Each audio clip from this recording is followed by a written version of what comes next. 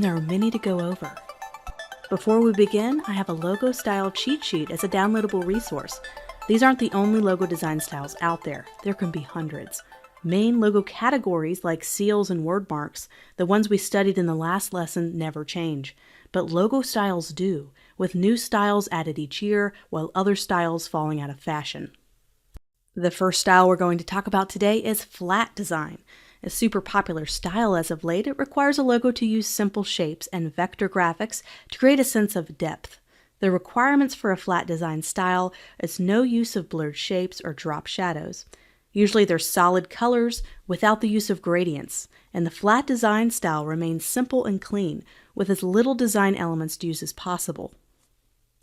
These are flexible, versatile logos because of their simplicity, and they can easily be applied to a multitude of products. Illustrative, script, and hand-drawn logos are the trending style as of late, and I think these are popular because brands and companies want to appear more authentic and relatable, and it's a great way to have a logo that emulates this authenticity. As a designer, this one is the toughest style to master because it requires some comfort with drawing and illustration, a skill that sometimes comes more natural to some people than others. In this class, I think companies and brands are going to continue to move toward this direction. So it's our job as designers to be prepared for what lies ahead. Grunge-style logos use gritty textures with holes, rips, and sometimes destroyed edges. These rough logos can give a logo a sense of rawness and a worn look. The texture adds depth and character, and the key to a great grunge logo is a more subtle use of texture, one that will not interfere with the readability or logo in the type. Geometric logos use a combination of basic shapes to create a geometric pattern. They're sometimes created by using grids.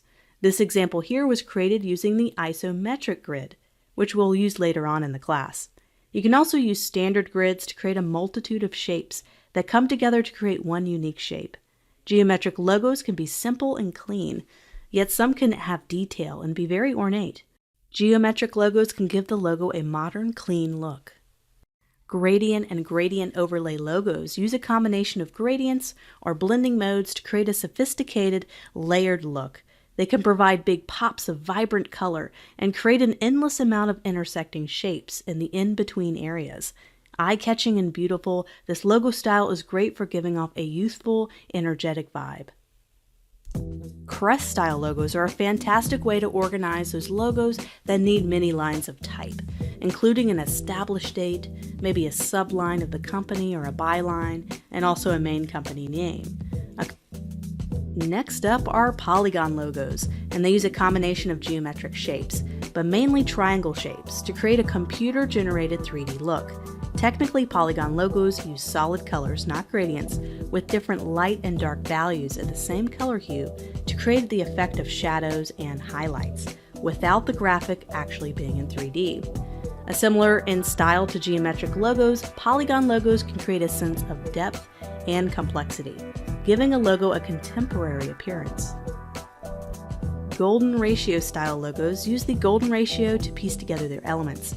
These intersecting circles, which follow the 1 to 1.61 ratio, create shapes and curves, which paired together can create animal figures, letters, and more. The golden ratio logo is used often by design experts and ad agencies to show the client that design has a sense of purpose. It had a method of creation and was created by using a system, not just created because it looked cool. Creating logos with the golden ratio can be hard to master at first, but worth the extra effort to look a little professional.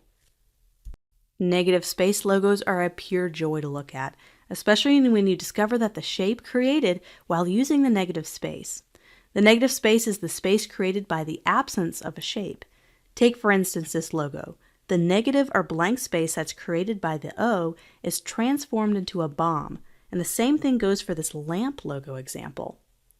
With a natural space that's left by the closed counter of the circle area of the A, it's transformed into an object that can help the logo exist with less stuff and symbols, to reduce the amount of illustration that's required to create a symbol, leaving it much more clean and has a simple appearance. Double meaning logos are clever and fantastic ways to create a memorable logo. Take, for instance, this example I created. It's the letter B, but it also creates the insect bee. and it requires a company name that can also have a double meaning to pull it off. But if you have something that comes together like this, then take the chance. Memorability is the mainstay of a solid logo design. Many of the logo examples you see throughout this lesson were created by talented designers who post their designs on behance.com and a wide variety of other websites. There's fantastic resources in finding a little logo design inspiration if you ever feel stuck on coming up with a theme or idea for your logo design. In the Logo Design Resource Guide, another downloadable resource in this class, there's a list of my favorite places to find a little bit of that logo design inspiration. Now that we looked at a few different logo categories,